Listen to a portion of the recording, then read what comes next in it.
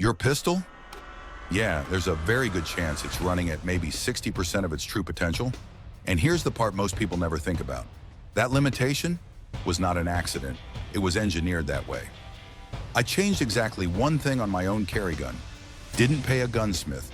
Didn't send it off. Didn't spend a fortune. And the difference? Night and day. But understand this. That performance was always there.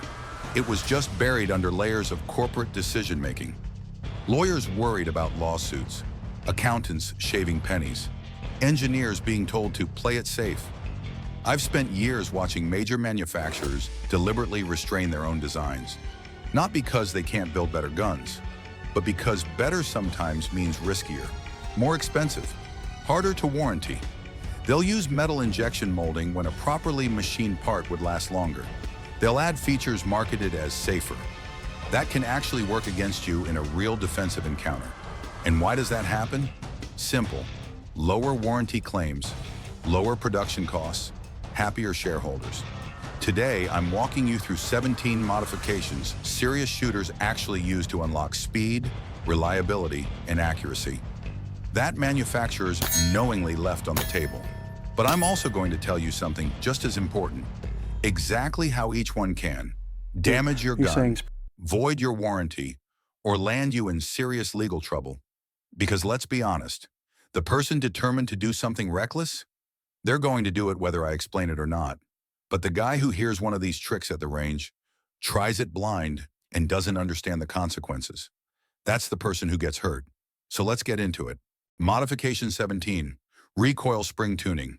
Factory recoil springs are designed for the absolute worst-case scenario imaginable. Picture this. Someone buys the cheapest ammunition they can find, hasn't cleaned their gun in 6 months, and grips it like they're afraid it might explode. Manufacturers must guarantee the gun cycles for that shooter. So what do? They overspring everything. You'll routinely see 17-pound springs in pistols that mechanically only need 13 pounds of force. Now here's where the problem shows up. Every single shot, that heavy spring drives the slide forward so aggressively, your muzzle dips downward after recoil.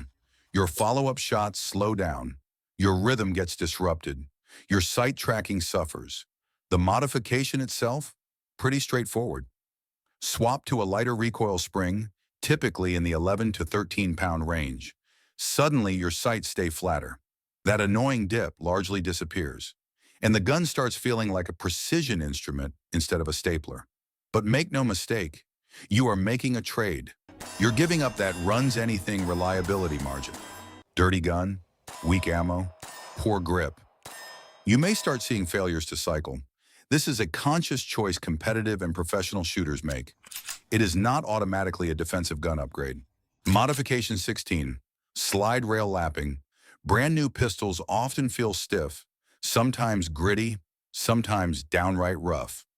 Ironically, expensive guns can feel worse than budget guns. Why? Because the slide and frame rails haven't worn into each other yet.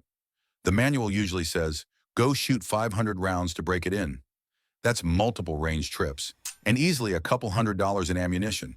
There is a faster method, valve lapping compound, basically an abrasive paste. Apply a thin layer directly to the slide rails, then rack the slide back and forth around 100 cycles. 20 minutes of controlled friction can mimic what thousands of live rounds would normally accomplish. The end result? That glass-on-glass smoothness you feel in tuned competition guns. But here's the catch. If you fail to obsessively clean every single particle of that compound afterward, it doesn't stop cutting metal. You're essentially running sandpaper inside your gun. Eventually, you end up with excessive rail wear, looseness, and a slide that rattles like loose change in a tin can. And your warranty? Gone. Manufacturers can absolutely tell when rails have been lapped. Modification 15. Tungsten guide rods. Field strip your pistol. Look at the guide rod. 9 times out of 10, you're staring at hollow steel or polymer. Why do manufacturers use them? They're light, they're cheap, they're easy to produce. But physics doesn't care about accounting departments. Mass matters when managing recoil. Replace that factory rod with solid tungsten. Tungsten is incredibly dense, nearly twice the density of lead. You're adding significant weight, often up to 70 grams, right at the muzzle. This increases rotational inertia. Translation? The gun resists muzzle rise more effectively, faster shooting, flatter tracking. But tungsten has a downside. It's brittle. Drop your gun on concrete. A polymer rod flexes and survives. A tungsten rod can shatter. For a duty gun or anything that might take real abuse, that brittleness becomes a legitimate liability. Modification 14. Blacking out rear sights. Most factory pistols ship with the classic 3-dot sight system. 1 dot front, 2 dots rear. It looks intuitive, symmetrical, comforting, especially for new shooters. But under stress, those identical dots create visual clutter. Your eyes now juggle 3 dots, front sight focus, target focus, cognitive load increases. Your brain wastes time deciding which dot actually matters. The fix? Costs pennies. Black permanent marker or model paint. Completely black out the rear dots. Leave the rear sight as a plain black notch. Now you've got clean rear reference. One bright front sight. Your eye naturally snaps to the front. Target acquisition speeds up. Sight tracking becomes cleaner. It feels like a dramatic upgrade, despite being ridiculously simple. Modification 13. Finger groove removal. Older generation polymer pistols, including early Glock designs, featured molded finger grooves. The theory was simple. Guide the shooter's hand into proper placement. The problem? They designed those grooves for an average hand, which doesn't really exist. If your fingers don't match that mold exactly, those grooves force a compromised grip. Under recoil, the gun shifts. Consistency suffers. The aggressive solution? Remove the grooves entirely, typically using a sanding drum. Flatten the front strap, then retexture to taste.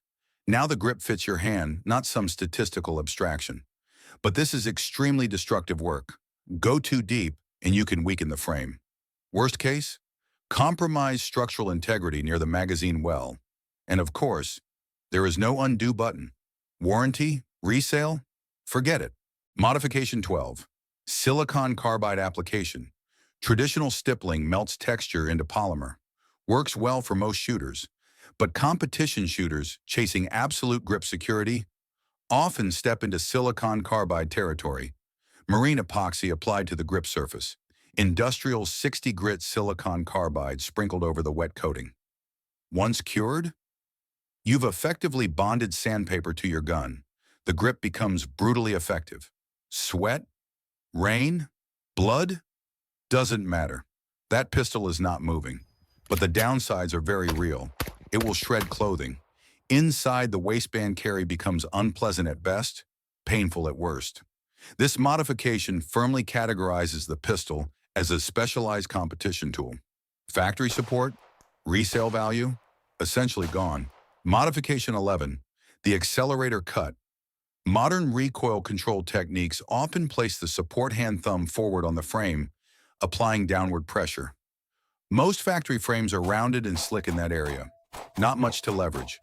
The accelerator cut introduces a ledge or aggressive texture on the dust cover, creating a mechanical shelf for the thumb.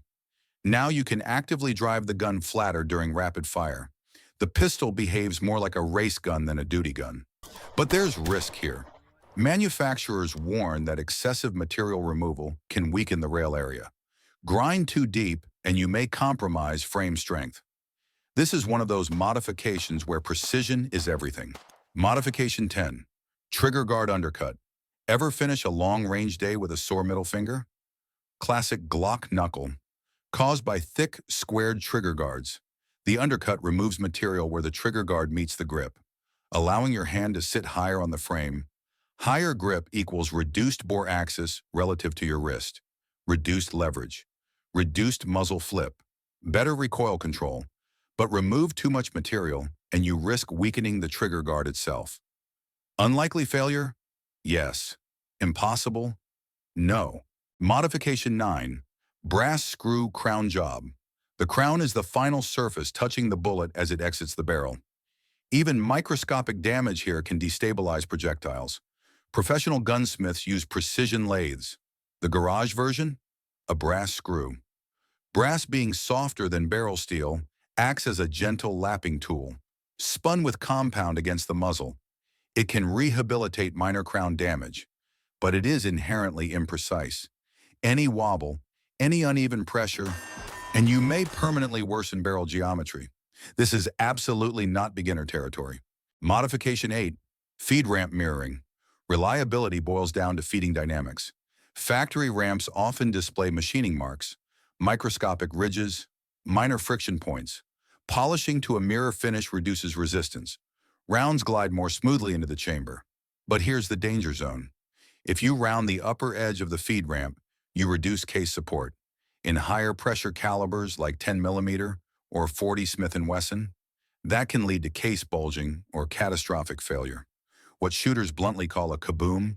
Quick pause here. If you're getting value from this breakdown, hit that like button and consider subscribing. It genuinely helps the channel. All right, back to it. Modification 7, DIY over-travel stop. Over-travel is excess trigger movement after the shot breaks.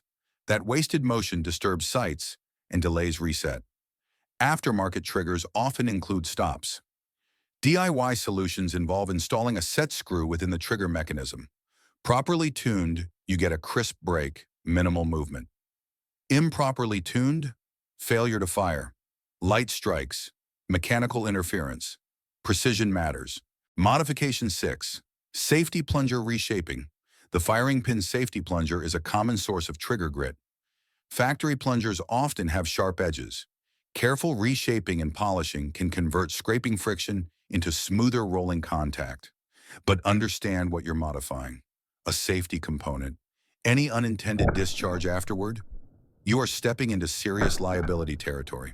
Modification 5, the 25-cent polish. Microscopic burr removal, surface refinement, not geometry alteration. Overdo it and you risk unsafe engagement surfaces.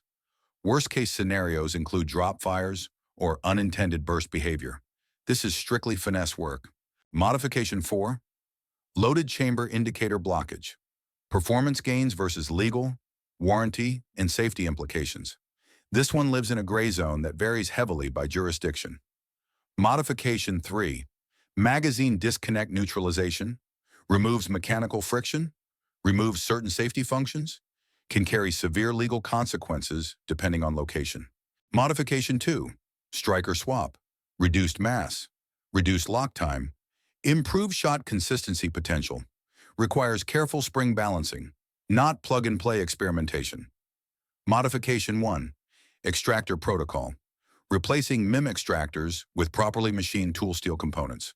Major durability upgrade. Immediate warranty implications. 3 mistakes that destroy handguns. Number 1, Dremel enthusiasm. Polishing removes imperfections, not structural geometry. Number 2, neglecting maintenance on tuned guns. Tighter tolerances demand higher discipline. Number 3, confusing mechanical optimization with illegal modification. There is a bright, unyielding legal line. Cross it and consequences are severe. These modifications exist because manufacturers balance cost, liability, universal reliability, legal compliance. Understanding them means understanding trade-offs, not blindly chasing performance. The goal here is education, clarity, consequences, reality.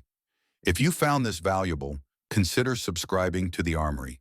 Stay smart, stay informed, and I'll see you in the next one.